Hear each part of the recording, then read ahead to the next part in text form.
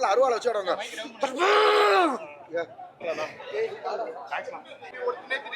Bro சீரியஸா சொல்றேன், எல்லாம் காத்திருந்ததுக்கெல்லாம் சீரியஸா டிசப்பாயிண்ட் பண்ணிருவாங்களோன்னு நினைச்சோம். பட் ஒரு பிசிறு கூட தட்டல, சரியா இருந்தது. செகண்ட் ஹாஃப்லாம் பிளாஸ்ட் லிட்டரலா. எல்லாரும் தியேட்டர்ல போய் பார்த்துட்டு ரிவ்யூ சொல்லுங்க. சும்மா எவனா கொடுப்பான், அவங்க கிட்ட கேட்டுன்னு இருக்காதீங்க. படம் சூப்பரா இருந்துச்சு. ஆர்மேகம் சூழ்ந்துருச்சு கருப்பா, காலமும் நேரமும் உனக்காகத்தான் காத்து கிடக்குது. வாகருப்பா எங்க இருப்பா, கண்ணு ரெண்டும் செவந்துருச்சு சவப்பா, தீப்பொறியில் நீ வருவன் இருப்பா, நீ எப்ப வருவன்னு சொல்லி நான் கிடக்கிறேன் கருப்பா எங்க இருப்பா. இந்த படத்தை தெளிவா கிளைமேக்ஸ்ல கருப்பனே வந்து இறங்கி இருக்கா தெளிவா. கருப்பனே அந்த பாட்டு இருக்க தெளிவா. கிளைமேக்ஸ்ல சாவட்டி சந்தாரட்டி போட்டு இறக்கி குத்துன்னு குத்திக்கிறாங்க தெளிவா. இந்த படத்தை கண்டிப்பா சிஎம் சார் பார்க்கணும். ஏன்னா பார்த்துட்டு தீர்ப்பு இதுக்கப்புறம் வாய்தாவே போடக்கூடாது. அடுத்து உடனே ஆக்ஷன் எடுக்கணும். ஏன்னா கருப்பனா இப்ப உருவெடுக்கிறது யாரு? நம்ம சிஎம் சார் தான். இப்ப அவருக்காக கருப்பனா உருவெடுத்திருக்காரு. நம்ம எல்லைக்கோட்டுக்கு, தமிழ்நாட்டுக்கு எல்லைக்கோட்டுக்கு அவரு தான் சிஎம். அது போல ஒவ்வொரு எல்லைக்கோட்டுக்கு ஒருத்தர் இருப்பாங்க. இந்த படத்துல அவ்வளவு அழகா சொல்லியிருக்காரு நம்ம ஆர்ஜே பாலாஜி. கண்டிப்பா இந்த படத்தை எல்லாரும் வந்து பாருங்க. கருப்பனே வந்து இறங்கிட்டாங்க. கருப்பு படம்னு யாரும் சொல்லாதீங்க. கருப்பு திருவிழா, கருப்பு விருந்துக்கு எல்லாரும் வாங்கன்னு சூரியண்ணா அன்பான ரசிகர்களுக்காக எல்லாருக்கும் மக்களை வரவேற்கிறோம். படம் வந்து குடும்பத்தோட உட்காந்து எல்லாரும் ரசிக்கலாம். அந்த மாதிரியான ஒரு ரெஸ்டாரண்ட் வந்து அவரோட டைரக்ஷன் ப்ளஸ் ஆக்டிங் வந்து ஆதா மாதிரி நல்லா என்டர்டெயின்மெண்ட் பண்ணலாம், நல்லா ரசிக்கலாம். மாசான ஃபைட்ஸ் இருக்கு, என்ஜாய் பண்ற மாதிரியான காமெடி சீன்ஸ் இருக்கு. ரசிக்கிறதுக்காக அண்ணாவை ரசிக்கிற மாதிரியான ஒவ்வொரு விஷயமும் ஒவ்வொரு ஷாட்டும் வந்து அழகா எடுத்துருக்காங்க. ஸோ வந்து எல்லாரும் அது பண்ணக்கூடாது. பிடிக்கலாட்டி அவங்க ஓரமா ஒதுங்கி போடலாம். மக்கள் தீர்ப்பு தான் மகேசன் தீர்ப்பு. அதை விட்டு ஒரு படத்து மேல நெகட்டிவிட்டி அவங்களா போய் கிரியேட் பண்றது, அடுத்தவங்க சாப்பிட்ற சாப்பாட்டுல மண்ணெல்லி போடுற மாதிரி. அது நிறைய பேரோட உழைப்பு இருக்கு. ஆனால் டக்குன்னு வாய் திறந்து அப்படி சொல்லக்கூடாது. மக்களுக்கா தெரியும். ஓகேங்களா? படம் நல்லா இருந்தா அவங்க போய் பார்ப்பாங்க, பிடிக்கலாட்டி அவங்க இருந்துக்கிற போறாங்க. இதுல ஒரு ஆளு போய் இன்னொருத்தவங்க பொழப்ப கெடுக்கிறன்றது ரொம்ப இது வந்து மனசுக்கு ரொம்ப கஷ்டமா இருக்கு. வன்மையா கண்டிக்கத்தக்கது. சார் அது ஆக்சுவலா இன்னைக்கு புக் மை ஷோல பார்த்தேன், புக்கிங் அதிகமா இல்ல. காரணம் நேற்று வந்தவங்க சார் ஒரு நாளைக்கு லீவ் போட்டு வருவாங்க சார். டெய்லி லீவ் போட்டு அவங்களுக்கு விடுமுறைகள் கிடைக்காது. இது ஓரளவு கொஞ்சம் பின்னடைவு தான். பட் இன்னைக்கு வெள்ளிக்கிழமை படம் ரிலீஸ் ஆயிடுச்சு இல்லையா, சண்டே பீக்ல போயிடும். பல பிரச்சனை ப்ரொடியூசர் வந்து ரொம்ப கஷ்டப்பட்டு பல பிரச்சனைகளுக்கு நடுவில் அந்த படத்தை ரிலீஸ் பண்ணியிருக்காங்க ரசிகர்களுக்காக. உண்மையிலே ப்ரொடியூசர் எஸ்ஆர் பிரபு சாருக்கு நம்ம அவரோட மனமார்ந்த நன்றியை தெரிவிச்சுக்கிறோம். சூர்யா சார் எஃபோர்ட் போட்டிருக்காரு. அந்த ப்ரொடக்ஷன் நியூஸ்ல நம்ம பார்த்தோம் இல்லையா, அந்த கடன்ல வந்து அதுல ஒரு பகுதி அவர் ஏத்துக்கிட்டாருன்னு நினைக்கிறேன். ஸோ ஒரு சுயநலமா பார்க்காம பிரச்சனையில அவரும் பங்கு வச்சுக்கிட்டு ஃபினான்சியலா சப்போர்ட் பண்ணார் இல்லையா, உண்மையிலேயே கிரேட்ஸ் ஆஃப். நேற்று ஆர்ஜே பாலாஜி சார் அழுது வந்து ரொம்ப மன கஷ்டமா இருந்துச்சு. நானும் இல்லை, உலகத்தில் உள்ள மக்கள் எல்லாருமே ரொம்ப சங்கடப்பட்டாங்க. பட் அவரோட அழுகைக்கும் அவரோட உழைப்புக்கும் அவரோட கஷ்டத்துக்கும் ஒரு பெரிய வெற்றி கிடைச்சிருக்கு. ஒவ்வொரு கஷ்டத்துக்கு பின்னாடியும் ஒரு பெரிய வெற்றி இருக்கும்பா. Great success. ஆமாப்பா, அது கோடிக்கணக்கில் வச்சு பணம் போட்டு ரிலீஸ் பண்றப்ப அந்த காட்சி ஈஸியா சோசியல் மீடியாவில் போட்டால் பிரச்சனையாக தானே வரும். அவங்களுக்கு கஷ்டமா தானே இருக்கும். அந்த சீன் வரலையம்மா. அந்த சீன் வாட்டர்மெலன் சீன்ல அது பல குழப்பங்களை ஏற்படுத்துது. நான் ஆக்சுவலாக உண்மையை சொல்றேன். நானும் அதில் ஆக்சுவலாக சூர்யா சார் நானும் தான் காம்பினேஷனாக இருந்தோம். அதுக்கு ரிமூவ் ஆயிடுச்சுன்னு நினைக்கிறேன். ஓகேங்களா? அந்த சீன் அது பல குழப்பங்கள் இருக்கும் இல்லையா. ஒரு சீன் தானம்மா, அதனால பெருசாக அர்த்தமா தெரியல. ஒரு சீன் தானே. அடுத்த படங்களை நம்ம நிறைய நடிக்கிறோம் இல்லையா, அதனால ஒரு சீன் தான். ஆமா, ஒரு சீன் தான் பண்ணிடுவோம். ஒரு சீன் தான் அப்படி இல்லம்மா. என்னம்மா அப்படிலாம் இல்லம்மா, நம்மளுக்கு இதுக்கு சம்மந்தமே இல்லைம்மா. ஆர்ஜே பாலாஜி சாரோட உழைப்பு இருக்கு.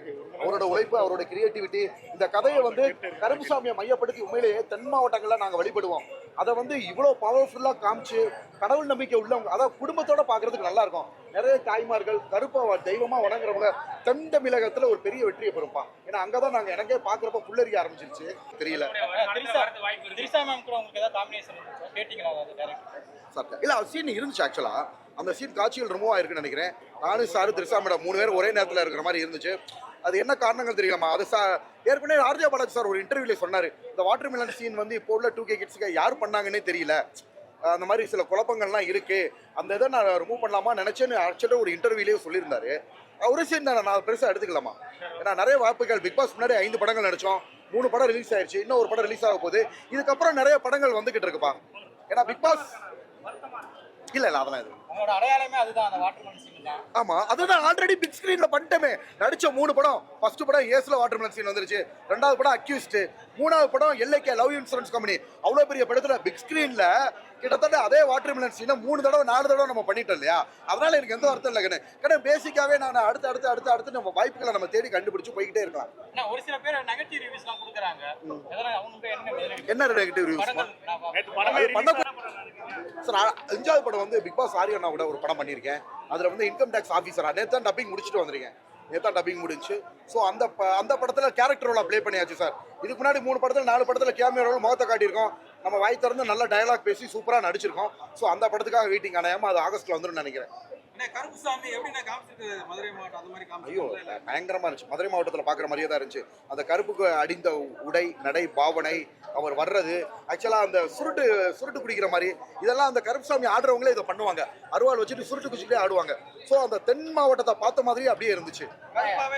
நான் வந்து உங்களை தேடிட்டு இருந்தோம், நீங்க கிளைமாக்ஸ்ல மட்டும் வந்துட்டு போயிட்டீங்க.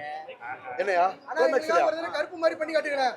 என்னையா நம்ம சீன் இல்லைன்னு நினைக்கிறேன். அதுல இந்த படத்துல பாத்தீங்கன்னா என்ன சொல்ல வராங்க தெரியுமா? தீர்ப்பு தெளிவா ஒருத்தன் ரேப் பண்றான் பாத்தீங்களா, அவங்க கேஸ் எல்லாம் என்ன பண்றாங்க? வாய்தா. எதுக்கு நீங்க வாய்தா எடுக்கிறீங்க?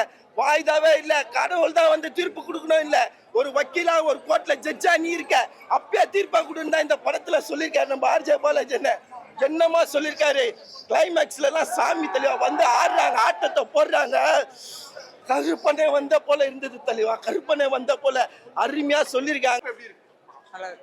2 நாள் கழிச்சு வந்தது ஒருத்தா தேட்டரில் பார்க்கறதுக்கு நல்ல ஒருத்தான படம். ஃபேமிலியோட செகண்ட் ஹாஃப் பார்க்கலாம். ஃபர்ஸ்ட் ஹாஃப் ஃபேமிலியோட செகண்ட் ஹாஃப் பயங்கரமாக பண்ணிடுங்க.